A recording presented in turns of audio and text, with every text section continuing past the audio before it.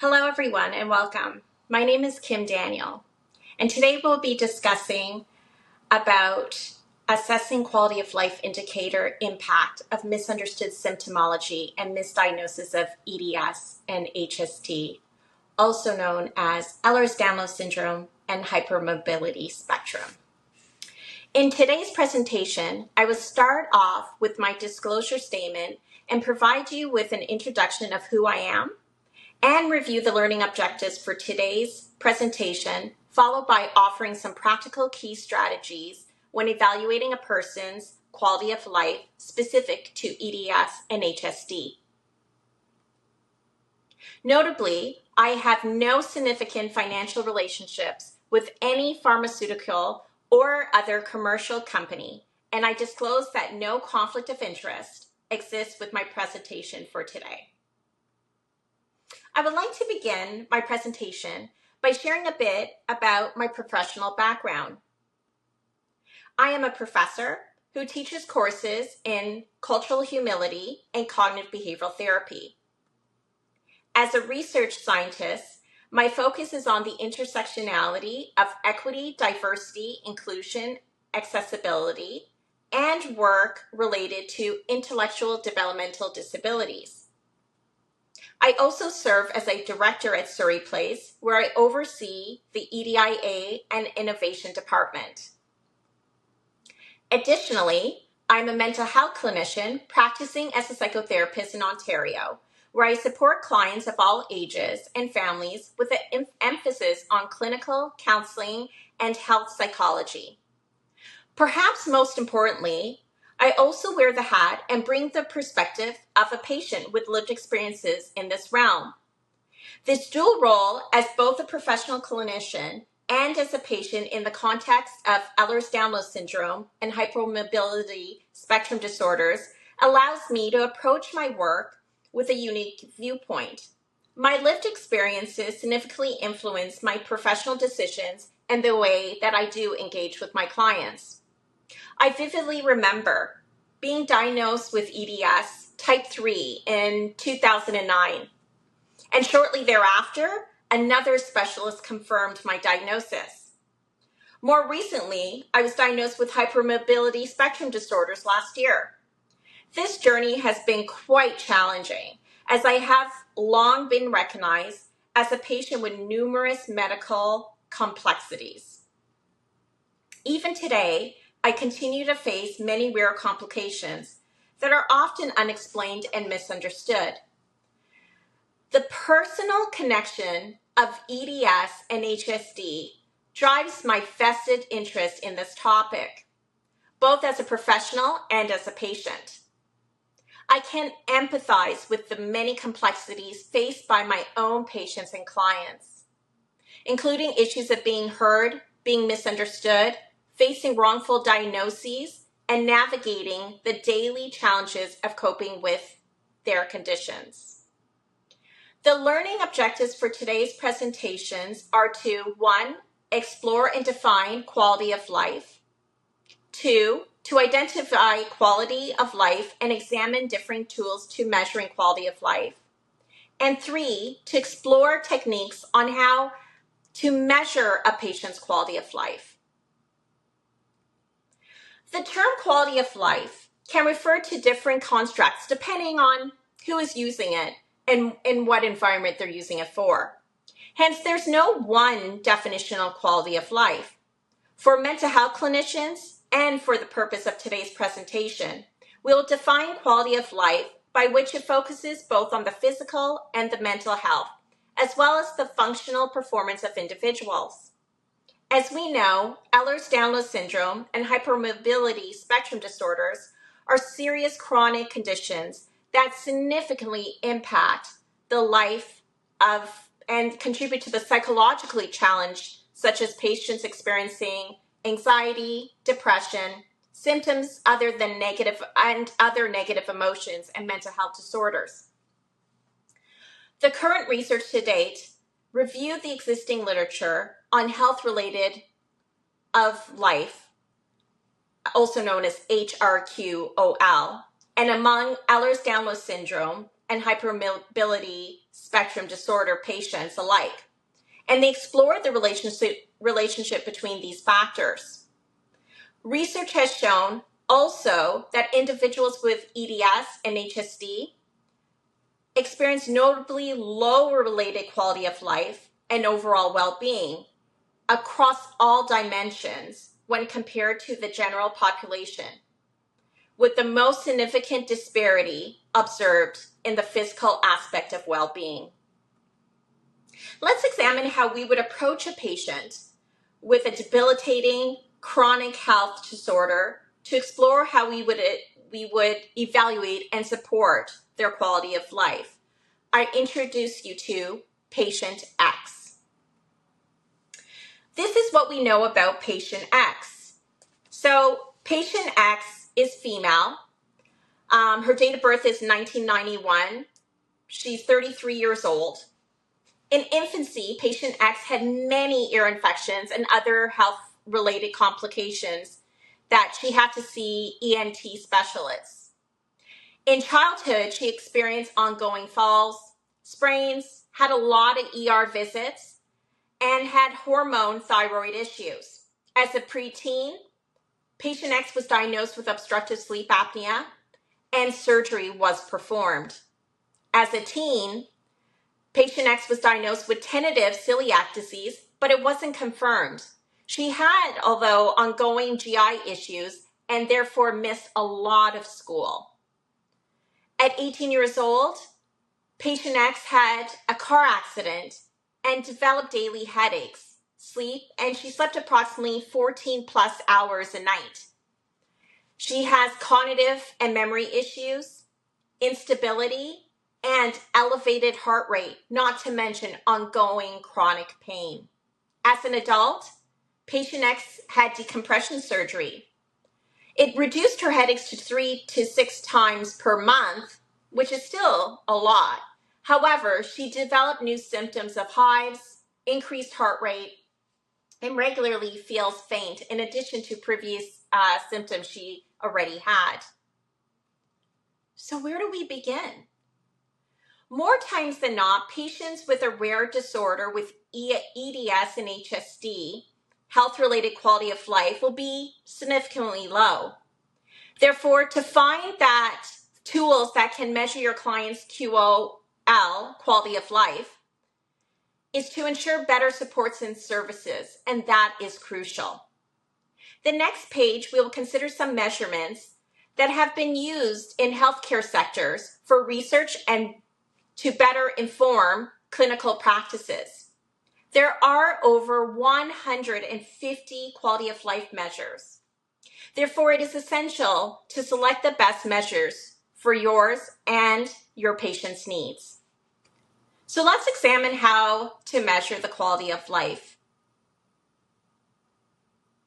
Evaluating the quality of life for individuals with Ehlers-Danlos Syndrome involves utilizing a variety of tools, as noted, and questionnaires aimed at assessing different facets of their health and overall well-being. Below are some common employed methods. For example, the first one I have here is interviews and qualitative assessments. So to conduct in-depth interviews with patients can offer valuable insights into their quality of life, capturing subtleties that standardized questionnaires may just overlook. This approach allows clinicians to understand their patients holistically, rather than adopting a one-size-fits-all methodology. Clinicians can take into account specific factors such as gender, sexuality, age, race, culture, beliefs, values, religions, and medical history, as well as both internal and external support systems. Most importantly, this stage fosters trust, which is often challenging for patients with complex disorders to establish within the healthcare system. EDS-specific questionnaires. As a patient navigating the EDS and HSD medical landscape, I've personally encountered and completed various EDS and HSD-specific questionnaires designed to enhance understanding of how patients perceive their conditions. These questionnaires are very common in EDS and HSD clinics, and they are tailored to address the distinct challenges faced by most EDS HSD. They typically focus on areas such as physical pain, mobility, fatigue, and the psychological effects of living with chronic conditions. The short form 36 health survey is a widely used 36-item patient-reported outcome measurement that assesses health status. This survey has been applied in studies involving patients with Ehlers-Danlos Syndrome, hypermobility spectrum disorders, as well as individuals with IBS, which is irritable bowel syndrome, eating disorders, chronic pain, and various other conditions and syndromes. It evaluates health-related quality of life across several domains, including physical functioning, bodily pain, general health perceptions, vitality, social functioning, and mental health. Patients' reported outcome measures, also known as PROMs in short form, are health outcomes communicated directly by patients who have experienced or are currently undergoing various medical treatments. These standardized and validated survey instruments assess health outcomes reported by patients in areas such as overall health, quality of life, specific symptoms, functional ability, and physical, mental, and social well-being. PROMs can be completed either during an illness or while receiving treatment for a healthcare condition. Some surgeons use these measures post-operatively, such as after knee or hip arthroplasty or following an acute stroke, to gain a better insight into the efficacy and effectiveness of treatments. The last two measures, which is the World Health Organization Quality of Life measures and the Berkeley Wellbeing Survey, we're going to take a closer look at these two during the next slides. To enhance a patient's quality of life, such as Patient X, it is beneficial to first evaluate Patient X's well-being across various domains and identify areas with the greatest potential of improvement. A useful starting point is to consider the 6 domains established by the World Health Organization Quality of Life measure. This measure was developed collaboratively across 15 different cultural settings and has been field tested in various countries and organizations, making it a culturally sensitive tool overall. It consists of 100 questions and is available in 29 different languages. The measure provided a multidimensional profile of scores across various domains and subdomains related to quality of life. Additionally, there's an abbreviation version known as the World Health Organization of Life Brief, which is 26-item assessment that examines the following domains, being physical health, psychological health, level of independence, social relationships, environment, and has a spiritual domain as well, along which highlights religion and personal beliefs.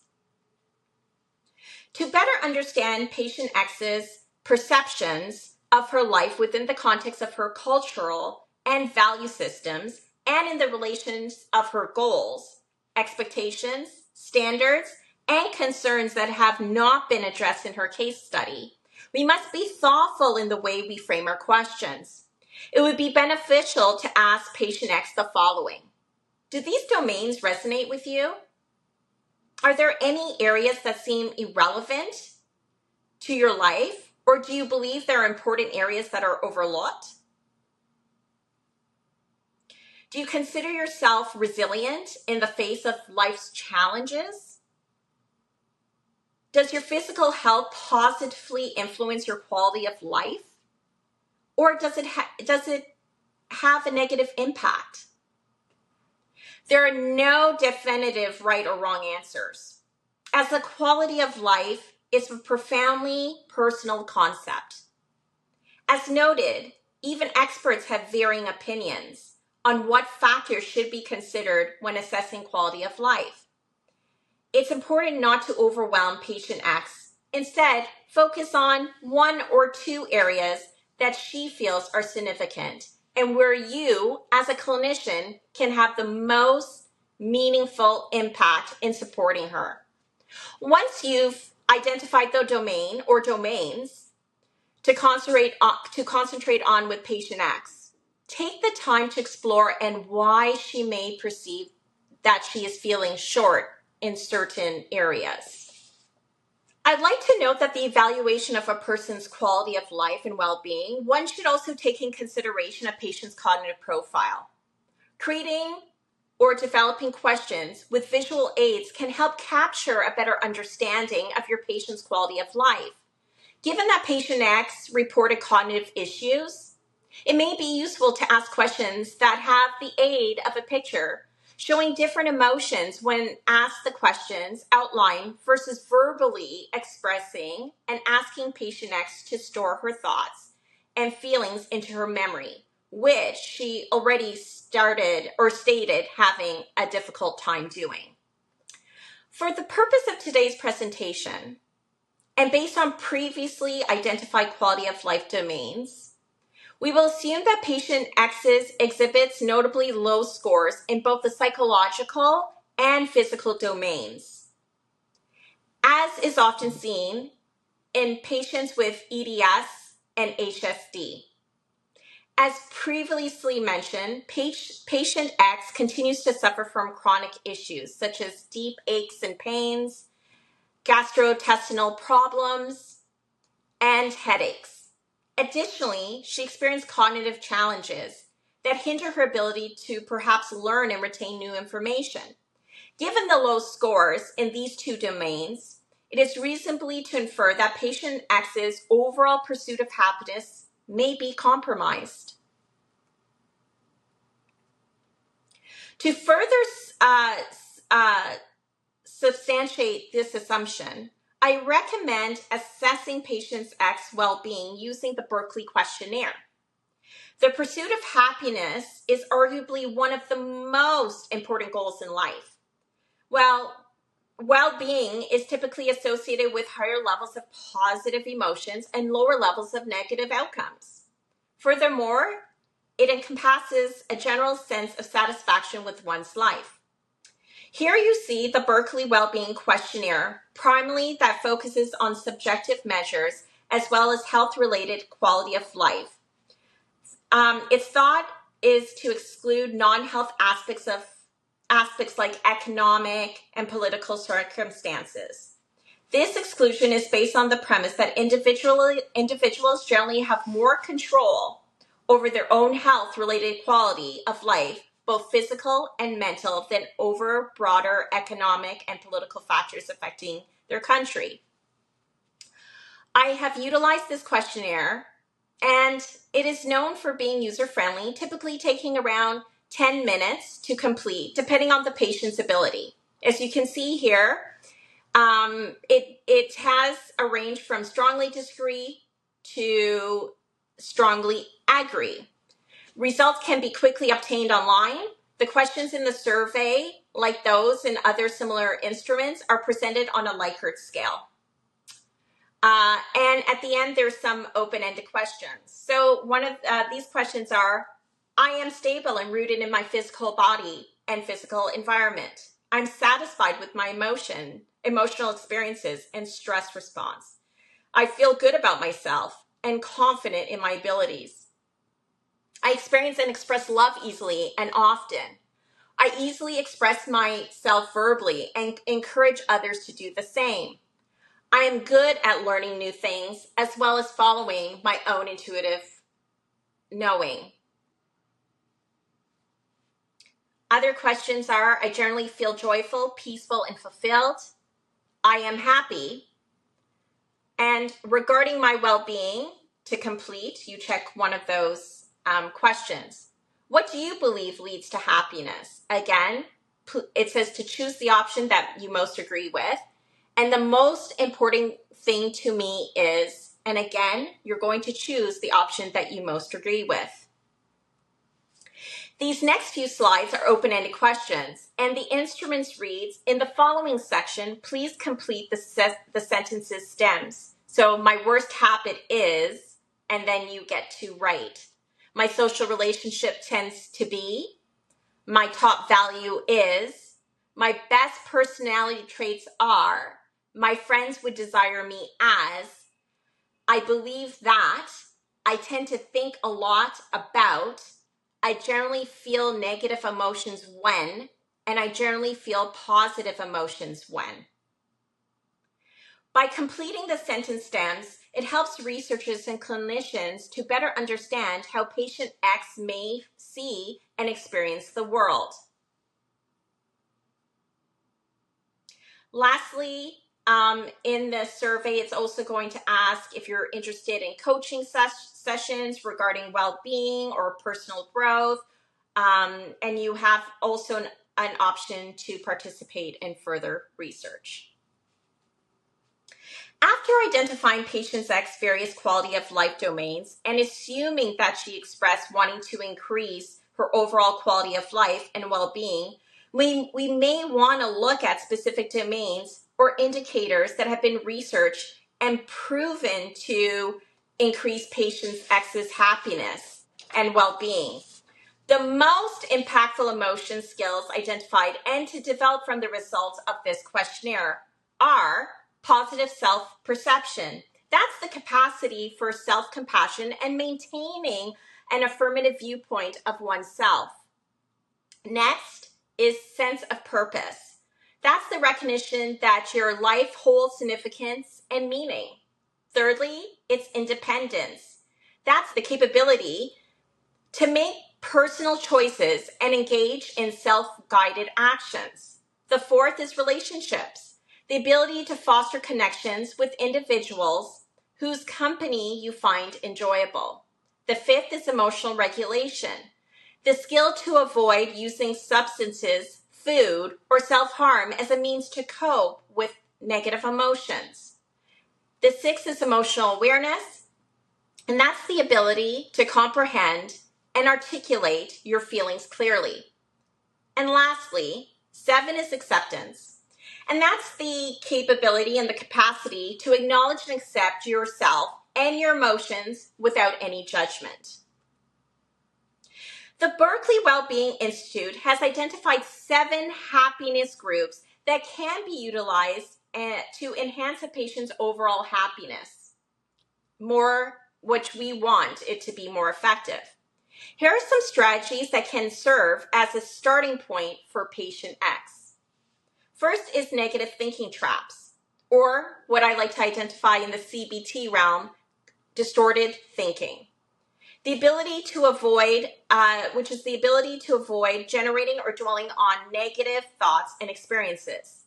Next is emotional intelligence, the capacity to understand and process your own emotions effectively. Third is coping, the skills to manage emotions without resorting to unhealthy behaviors. Fourth is social interactions, and that's the ability to cultivate strong, supportive relationships. Fifth is authenticity, and that's the capability to be true to yourself and live according to your personal values. Sixth is considered forward movement, and that's the drive to make progress towards your goals and life purposes. And lastly, positive thinking, the ability to maintain a positive perspective in response to life's challenges and changes. These groups provide a structural approach to improve well-being and can guide in discussion and interventions with patient X. In conclusion, here are some final tips and takeaways to enhance patient X quality of life. Set smarter goals. Implement small, smarter goals that are specific, measurable, achievable, realistic, and timely. The E stands for evaluation at the end, and the R stands for rewards. For example, to help improve patient X memory skills, we can suggest engaging in a 10 to 15 minutes of enjoyable memory games each day when it's best for her. Encourage her to track her results, as this activity is not only efficient, but also fun. The next is promote pleasurable activities. Encourage patient X to participate in activities that foster a sense of pride and belonging. For instance, consider suggestions she can join social gatherings or groups in a safe environment where she can interact with others. This can help her cultivate a sense of purpose, expand her community, and support. Thirdly, track progress. Motivate patient X to keep a record of her progress, as this will help her see the results of her efforts. Next is reassess the quality of life assessment and evaluate. Recommend that patient X retake a quality of life assessment to compare her progress and recognize the changes that she has made. This will empower her and instill a sense of control, which is often lacking for patients with EDS and HSD. We also want to celebrate achievements or reward. You want to encourage patient X to celebrate her achievements, no matter how small. Research shows that being in a state of happiness enhances overall mental and physical well-being. Given her history of medical challenges since childhood, actually since infancy, and recognizing and savoring moments of joy is particularly important. We also want to consider the timing of assessments. Consider the timing and delivery of assessments by implementing different assessments and measures before, during, and immediately after treatments. This will provide a comprehensive view of patient X's responses over her life trajectory. This approach will enable you to work on pre-intervention strategies to support her overall well-being. Lastly, we want to cultivate positive thinking. Engaging patient X in positive thinking practices to help achieve a balanced sense of well-being is so important. Encourage her to focus not only on challenges, but also on positive experiences, however brief. Positive thinking fosters hope, motivation, and the development of beneficial habits that can enhance both physical and her mental health. Suggest activities such as strength training, if feasible, or maintaining a gratitude journal. By incorporating these strategies, you can work collaboratively with patients to improve their overall life and well-being. I hope that today's presentation has equipped you to work effectively with individuals like patient X, or more personally, someone like me. Undoubtedly, we need to assess the complications and misdiagnosis associated with Ehlers-Danlos Syndrome and hypermobility spectrum disorders, and their effects on a person's overall well-being, while developing cultural diverse intervention strategies aimed at enhancing health-related quality of life. With patience, with time, with precision, and care, we as clinicians can truly make a difference in the lives of patients facing complex syndromes such as Ehlers-Danlos Syndrome, hypermobility spectrum disorders. I look forward to my continuation of work in this field of practice of supporting patients with complex care. Many thanks for your attention.